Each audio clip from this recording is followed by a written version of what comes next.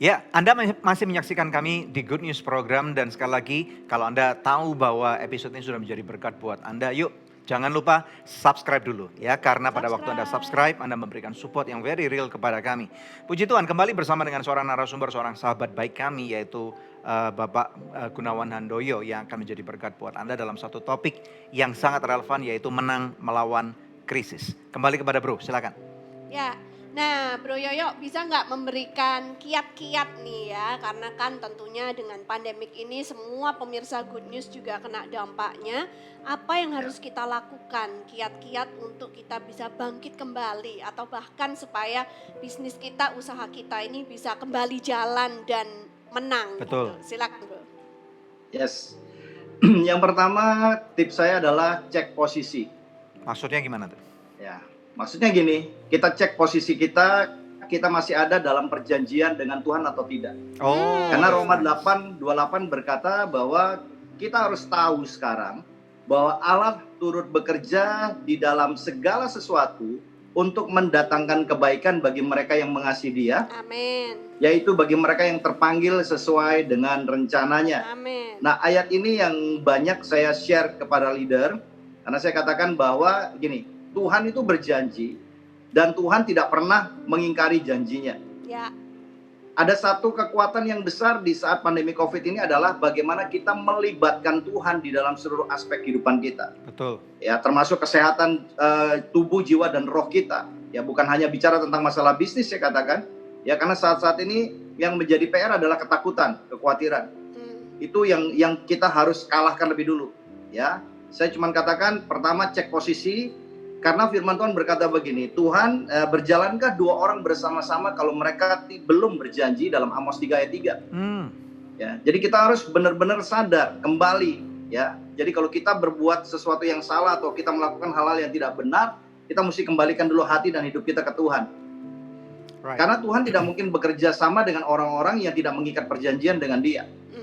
Ya. Ini yang pertama ya. Betul ya. Oke, berikutnya. Ya, jadi nggak mungkin Tuhan mau bekerja sama dengan kita kalau kita nggak mengikat janji dengan Dia. Iya. Dan yang kedua adalah setelah cek posisi, kita mesti change our mindset, cara berpikir kita. Saya senang karena gembala senior kami, Pak Timotius Arifin selalu berkata begini, di dalam aksara Chinese, Cina, tidak ada kata krisis. Yang ada adalah peluang. Nah, kalau dalam keadaan sesulit apapun, kalau cara pandang kita benar, kita akan tetap kuat. Dan kita akan bisa melihat peluang-peluang yang ada di depan kita.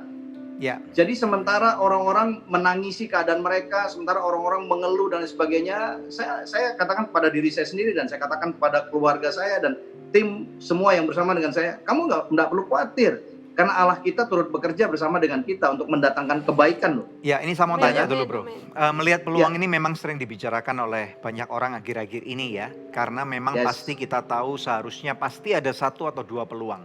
Nah, cuman pertanyaannya gini, bagaimana caranya untuk kita jeli melihat peluang itu? Kan istilahnya gini loh, apakah boleh kita ini switch misalnya dari satu pekerjaan atau satu bisnis yang dulunya mungkin kita nggak mau, terus kemudian tiba-tiba karena terdesak kita harus pindah jalur misalnya seperti itu. Bagaimana Bro? Ada tips nggak mengenai melihat peluang? Buat saya sih sebenarnya gini, ini yang namanya wisdom.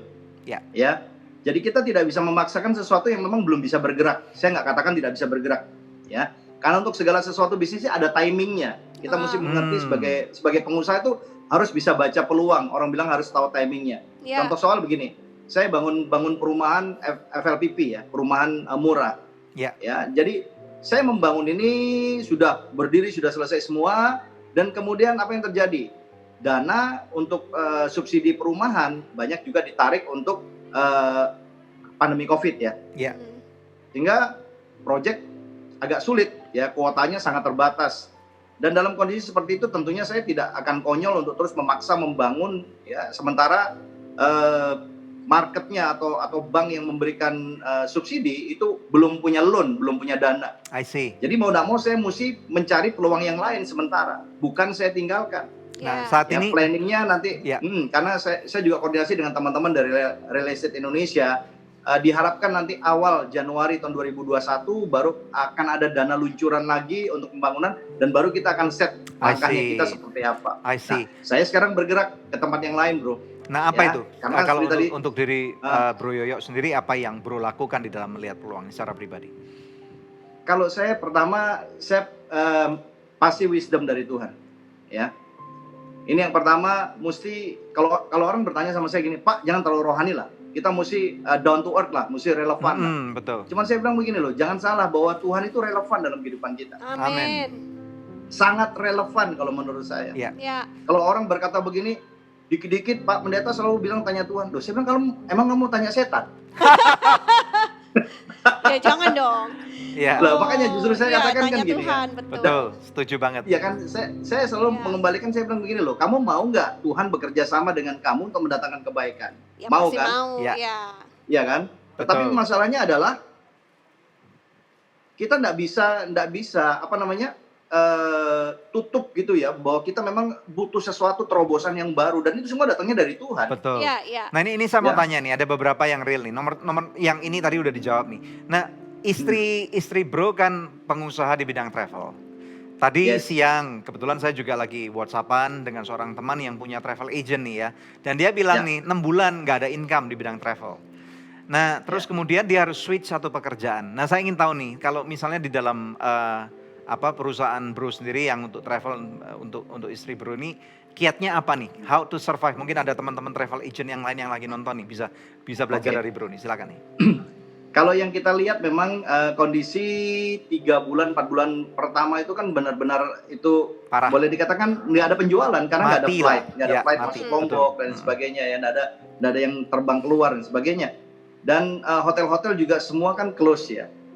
Nah, tetapi setelah berjalan 3 bulan 4 bulan itu orang-orang rupanya sudah, karena hotel-hotel juga memberikan diskon price untuk kamar ya. Contoh-contoh hotel-hotel di Singgigi yang biasanya 2 juta, kemudian mereka diskon jadi 1 juta, kemudian ada yang 1 juta jadi 600.000 dan lain sebagainya. Right. Nah, ini yang kemudian bisa jadi satu market karena orang-orang ini kan kelamaan di lockdown.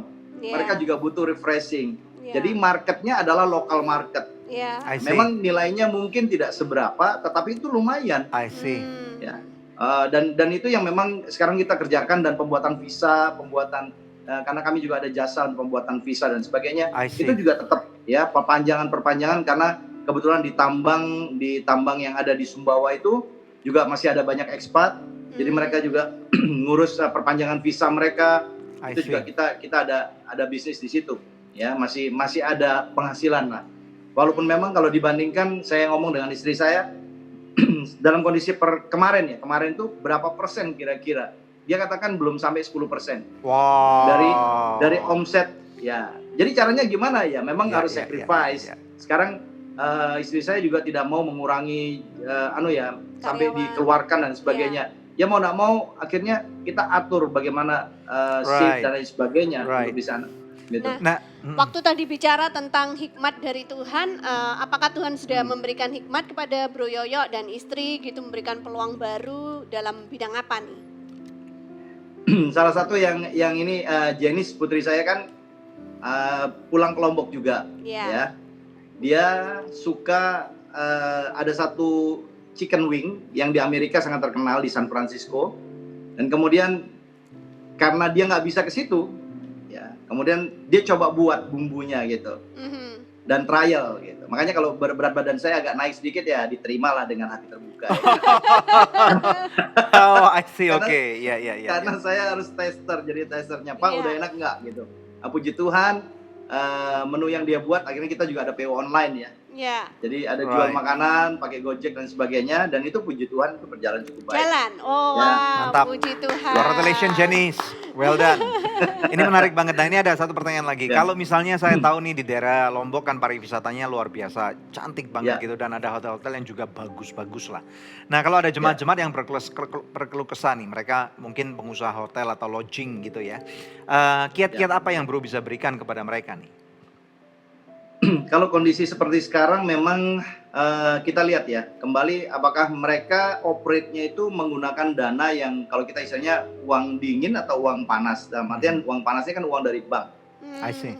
Ya, tapi kondisi yang sekarang kan bank juga memberikan kelonggaran untuk restrukturisasi. Cuman itu Iya. berlaku kurang lebih sampai bulan Januari sampai bulan Februari I 2021. see. Nah, ini yang harus kemudian ya harus dicoba dicari hal-hal apa yang bisa mereka tawarkan ya ke orang lain. Cuman memang saya bilang ini juga enggak terlalu menjanjikan dalam artian begini. Karena biaya operasional untuk sebuah hotel itu sangat mahal, Wow. Iya. sangat tinggi. Iya. Iya. Ya, kalau misalnya gini, mereka mau buka, taruhlah mereka punya 100 kamar.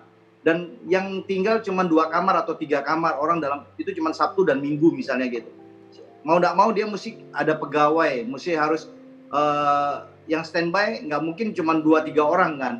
Ya, orangnya juga cukup banyak dan mereka mesti kalkulasi. Jadi ada beberapa hotel yang memang mereka belum berani untuk action untuk mulai berjualan kamar. Kita ngomong itu restorannya juga masih close. Tapi beberapa yang lain mereka ngaturnya kamar-kamar tertentu ya, klaster tertentu tuh yang mereka bisa jual. Dan mereka marketing ya, dan mereka juga kerjasama dengan travel-travel yang ada untuk coba guide ya customer lokal ini. Gitu untuk bisa ya jadi anulah customer untuk boleh nginep di hotel mereka dan sebagainya, dan mereka serve dengan baik, dan itu juga memang kita lihat bisa jadi satu peluang untuk mereka pelan-pelan bisa survive. Ya, jadi istilahnya nggak menyerah gitulah ya, karena masih ada local market, domestic market yang bisa digarap gitu ya. Nah, Bro Yoyo, adakah kabar baik, kesaksian bagaimana di Lombok, mungkin dari jemaat, dari pengerja atau dari keluarga Bro Yoyo sendiri yang mana menang terhadap krisis ini? Ada nggak kabar baik yang bisa disampaikan dalam bentuk kesaksian? Kalau menurut saya gini, menang terhadap krisis itu kan semua ada di dalam pikiran kita. Betul. Ya, betul sekali. Itu yang first thing first kalau menurut saya ya.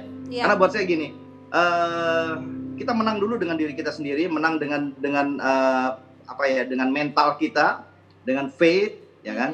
Nah, kemudian saya katakan step by step kita pasti akan lihat peluang, ya. Peluang itu pasti akan muncul. Nah, saya berikan contoh, ada satu jemaat kami, dia jualan sepeda. Waktu saya discuss dengan dia bilang, "Kok, sekarang malah permintaan sepeda itu luar biasa sampai kosong-kosong terus." Oh iya, orang-orang pada sepedaan naik semua ya di mana-mana ya. Olahraga. Malah saya dengar dari Amerika itu kan sepeda Brompton kan nggak murah, Bro. Iya. Mahal. Ya. Itu sepeda Brompton kan mahal itu. Itu yang ngabisin itu orang Inden kan, orang Indonesia. Orang Indonesia yang ngabisin. Wow. Ya infonya gitu dari teman di Amerika. Kita mau beli Inden nggak bisa nih, udah dikirim ke Indonesia gitu. Lah kita lihat pandemi Covid ini orang juga aware ya dengan kesehatan, mereka olahraga. Gitu. Salah satu naik sepeda gitu. Ya. Jadi yang jual sepeda ya puji Tuhan ya. Mereka masih bisa survive. Dan yang kedua yang punya apotik. Yang punya apotik saya lihat masih cukup stabil ya, karena kebutuhan justru cukup banyak untuk obat-obatan dan sebagainya, vitamin. Iya, betul. Ya. Mereka masih bisa, dan sembako saya lihat masih tetap jalan. Cuman memang kalau sembako itu agak penurunan karena apa? Karena hotel-hotel, restoran semua kan banyak yang masih close, masih belum buka. Jadi market mereka hanya khusus untuk yang lokal-lokal yang umum. Jadi mereka, kalau saya bicara dengan beberapa pekerja kami yang punya usaha distribusi untuk makanan ya, mereka cut off kira-kira hampir 50%. Wow. Iya. Nah, selain dari saya bilang harus bersyukur, tetap bersyukur masih ada market gitu, ya kan? Nah, kondisi seperti ini kan ada yang sama sekali yang mereka kerja di hotel, mereka udah dirumahkan ya, bahkan mungkin ada yang sudah dikeluarkan gitu. Jadi mereka sudah tidak punya penghasilan. Makanya saya bilang tetaplah belajar bersyukur dalam keadaan seperti ini. Alright. Ya kan? Dari dua poin yang tadi dibagikan, ada nggak poin lain lagi yang kita semua bisa belajar dari Bro Yoyo nih? Dalam kondisi seperti ini ya kita harus saling bertolong-tolongan. Betul. Oh, oke. That's good. Setuju. Ini waktunya untuk kita tidak egois. Waktu untuk kita juga berbagi ya. Sebagai contoh, dari gereja kita juga ada punya posko untuk bantuan untuk jemaat dan juga untuk orang-orang yang non jemaat kalau mereka membutuhkan sembako dan sebagainya. Ya, termasuk juga kami juga terlibat dengan beberapa gereja-gereja lokal yang lain, rekan-rekan kami sepelayanan yang panti asuhan dan sebagainya, mereka yang membutuhkan, ya kita juga distribusikan buat mereka. Jadi sebagai keluarga besar ya, kita nggak bicara masalah denominasi gereja A, gereja B, tapi kita bicara tentang kesatuan tubuh Kristus. Ya, kami bisa berperan di situ, ya kami akan bantu semaksimal kami, karena ini semua adalah keluarga. Ya, Wow, keren, iya, luar keren banget. biasa. Very good, very Ya, good. Ya. puji Tuhan. Kalau kita juga ngajarin kepada jemaat kita ya bahwa kalau bisa tuh saling membeli di antara kita gitu. Jadi saling memberkati di antara jemaat. Ya. Ya, seperti itu. Good.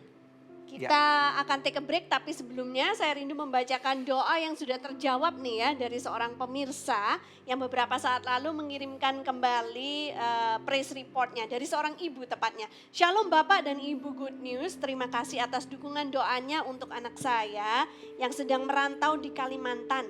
Sekarang anak saya sudah sembuh dari sakitnya demam dan sakit tenggorokan selama seminggu sampai diisolasi di kos-kosannya. Tapi ternyata setelah dicek dokter hanya radang biasa dan sudah mulai bekerja kembali. Tuhan Yesus memberkati. Luar biasa. Tuhan Yesus memberkati Yes. ibu juga dan anaknya. Masih adakah di antara pemirsa yang memerlukan bantuan doa atau konseling? Anda bisa hubungi kami di nomor-nomor telepon atau di email ke doa@anugerah.net.